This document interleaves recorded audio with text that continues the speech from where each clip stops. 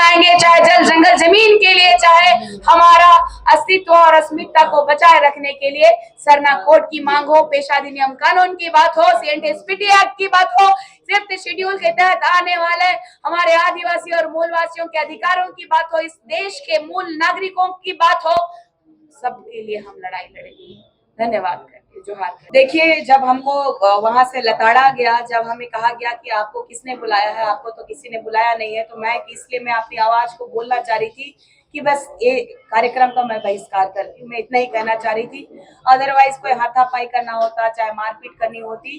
तो मैं सबसे पहले तो समाज की बेटी हूँ और समाज में मुझे जो दायित्व मिला है उनका मान रखते हुए मैं ये कर्म नहीं कर सकती, लेकिन समाज को आगाह करना था, समाज को बताना था, इसीलिए माइक ले रही थी। और बात ये रही कि अगर अपमानित मुझे किया गया, तो इस अपमान को मैं एक ही बात जानती हूँ कि जब जब सच्चाई की बात करने वाले लोग सामने आते हैं तो उनको प्रहार किया जाता है, चाहे वो जान से मारने की बात हो,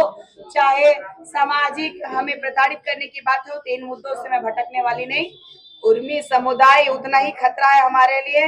और उससे भी ज्यादा खतरनाक हमारे में बीच में रह रहे दो मुंह सांप वाले धर्मांतरित ईसाइयों से है। इसीलिए केंद्र की सरकार से मैं आग्रह करना चाहूंगी, डिलिस्टिंग होना चाहिए, जातीय जनगणना होने वाली है, इसमें दूध का दूध पानी का पानी हो जाएगा। ये आदिवासी समुदाय, इसीलिए हमने बार बार कहा था कि अगर ग्राम सभा स्वशासन लागू हो जाता तो इन धर्मांतरित लोगों की औकात नहीं होती, या फिर हमारे जो यहाँ पे खनिज संपदा है, बालू कोयला, जो यहाँ के बॉक्साइट से इसका अवैध उत्खनन बाहर नहीं जाता, उसकी रोक लग जाती। इसीलिए हमें पेशा अधिनियम कानून लागू कराना अति आवश्यक है।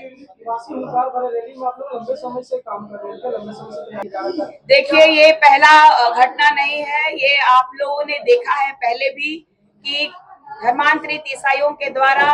निशा भगत का पुतला दहन कर चुका था इन लोग। और एक मुझे फोन आया था जब मैं धनबाद से आ रही थी महारैली को संबोधित करके, तो